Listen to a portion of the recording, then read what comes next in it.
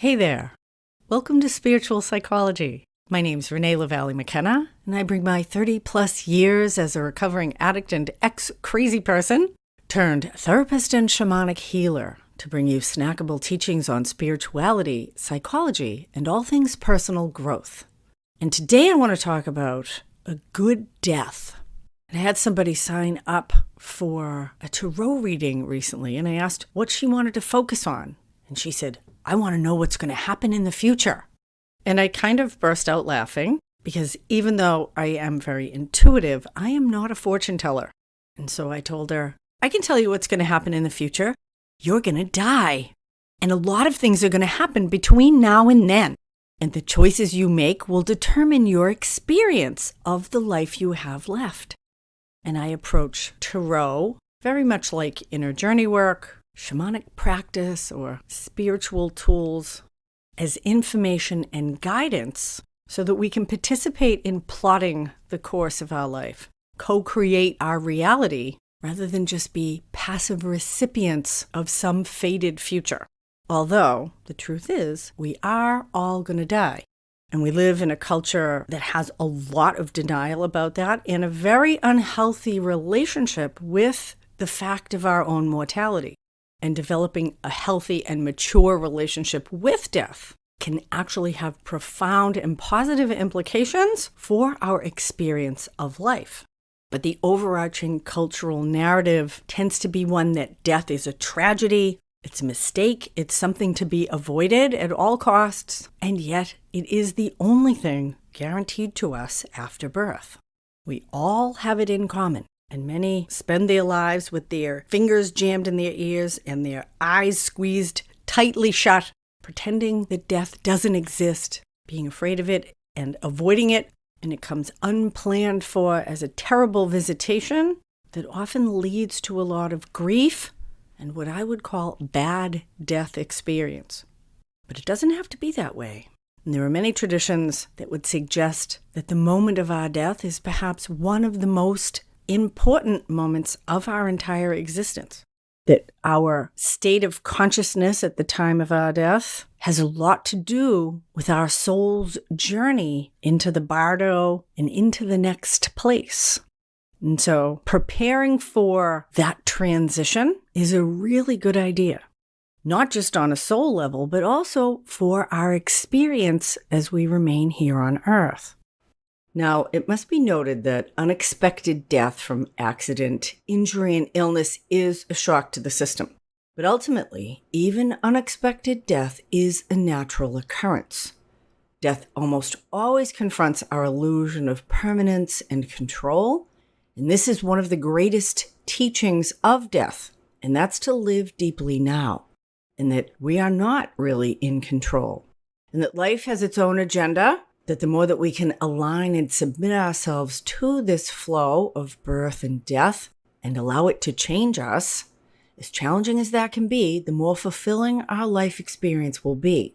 And that again, death visits upon us all. It's often inconvenient, but there is a larger wisdom that we are not privy to. And we are safe even unto death because we're part of this larger consciousness system. And although death and endings and loss may dissolve our particular personality configurations, the wise ones tell us that even death is an illusion. There is no death on the deepest level. What is true always remains. And there are many other teachings that suggest that on a soul level, much of what happens here in our human experience was agreed upon perhaps before our incarnation. And maybe even unexpected death is a part of that plan.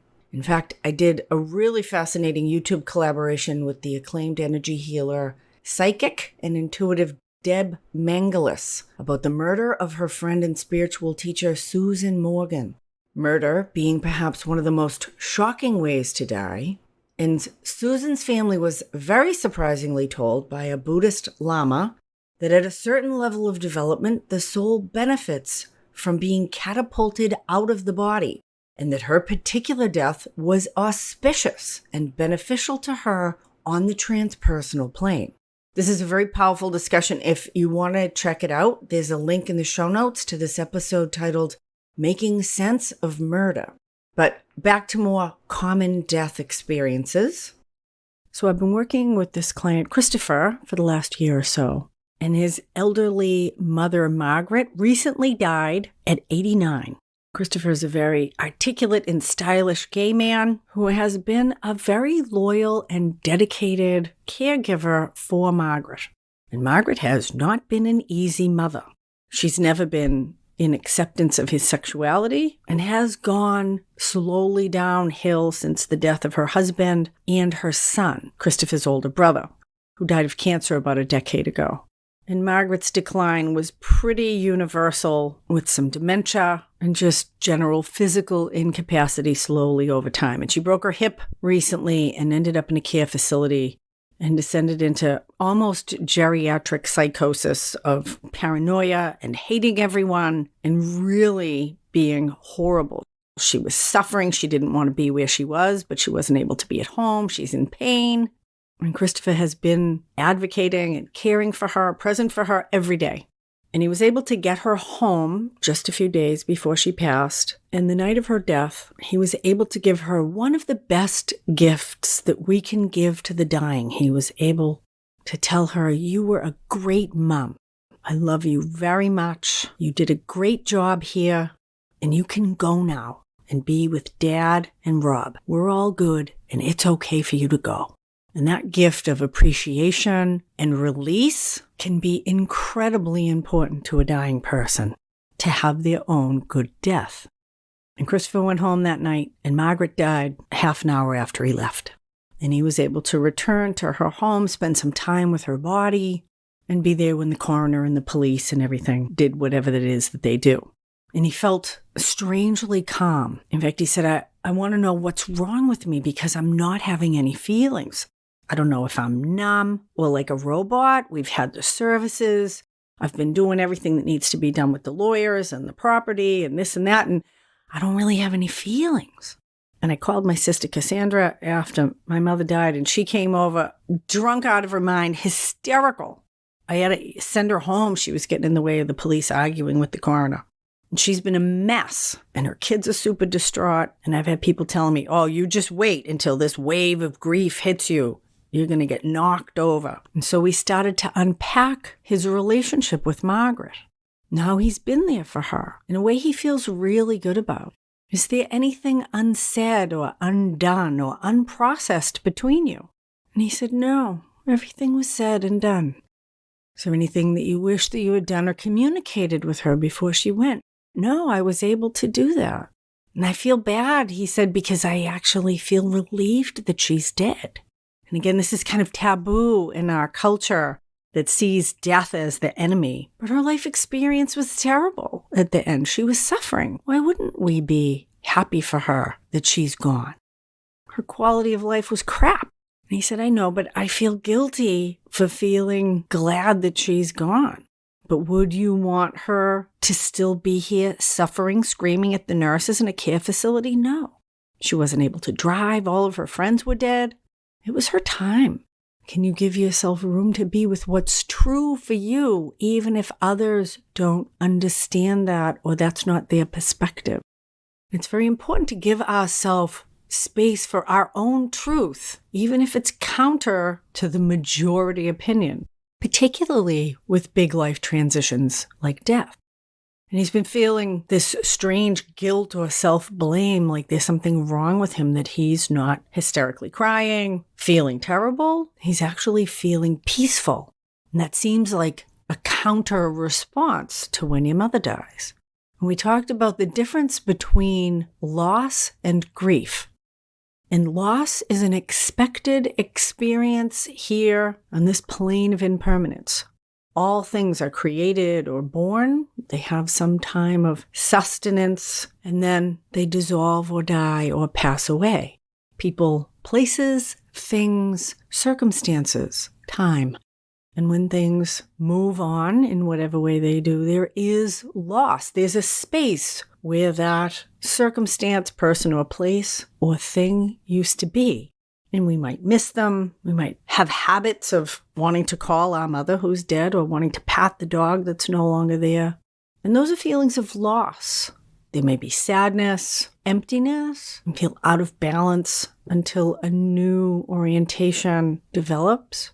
But loss is cleaner than grief. There's nothing unresolved there.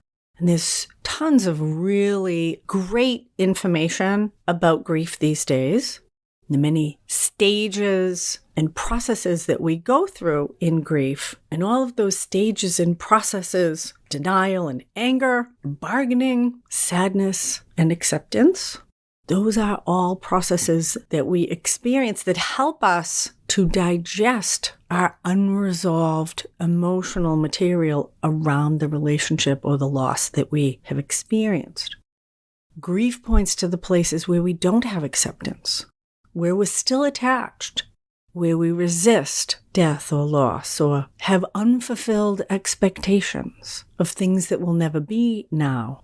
But those were actually a fantasy to begin with. And Christopher's sister has a lot of unresolved issues with Margaret, and hence her really extensive grief. Christopher does not. And he's been feeling guilty for actually having peace and acceptance, for participating in the good death of his mother. And as we really opened it up, he realized that the peace that he felt was not numbness or denial, that it was the peace of deep acceptance. And yes, he was feeling some loss, but there was no grief. And there doesn't have to be grief. There might be, and there's nothing wrong with grief. Again, grief is how we have an opportunity to process that which is unprocessed so that we can come to acceptance. And prolonged grief is prolonged difficulty with acceptance. And Christopher has a deep Buddhist practice. He's a very spiritual person. So I asked him to just ground himself and see if he could sense or feel or imagine Margaret's spirit right now. And it really depends upon many factors, the spirit of the deceased as well as the consciousness of the living, of how much access we have to departed loved ones. But he immediately could feel Margaret's presence, and he started to smile. He said she's laughing. She doesn't really understand why they're able to connect with each other, but he was experiencing her in her best self. And he showed me a picture of her in her mid-50s with her husband dressed up at a party in Manhattan, his arm around her, and she's fabulous and vivacious. He said, "That's my mother. I don't remember her as that old, angry, twisted-up woman. This is what remains." And I asked him to feel the feeling between them. And he said, "It's love. Only love. That's what's left." Beautiful. What a good death. And a well-lived life leads to a good death. And we can plan for that ourselves, both in our own death and for our loved ones, to consider what's unsaid or undone. Do we need to make amends, reparations? Do we need to make peace, give appreciation, or let go?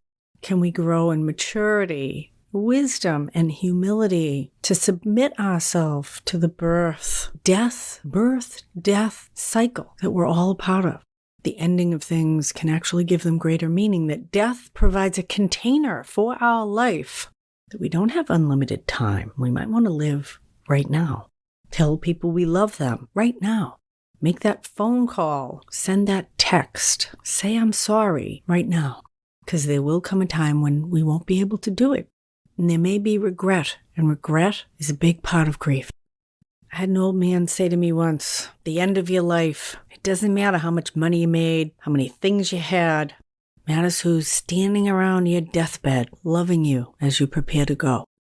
And I'm reminded of another good death. My dear friend Rose's mother, also named Rose, was the matriarch of a beautiful family. She had 6 children, 9 grandchildren, and a couple of great-grandchildren at the time she passed. And she died in the house that she grew up in the same room that her mother died. Something that doesn't happen that much these days in America, I imagine. And she was surrounded by family, and she too had made peace with every one of them. And not all those relationships had always been peaceful. And her final words, her final breath, as she passed to the next place, "It's beautiful." And then she died. Now there's a spiritual gift to the family to get a glimpse into the beauty of the next place where she was going.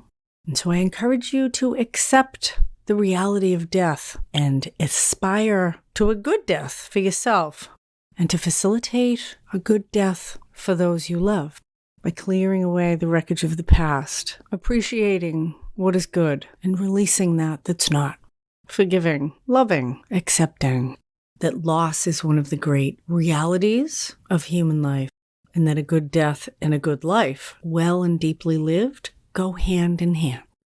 Thank you so much for listening. If you have some unresolved grief you'd like to process to be more present and peaceful in your life today, shoot me an email, info@reneemckenna.com.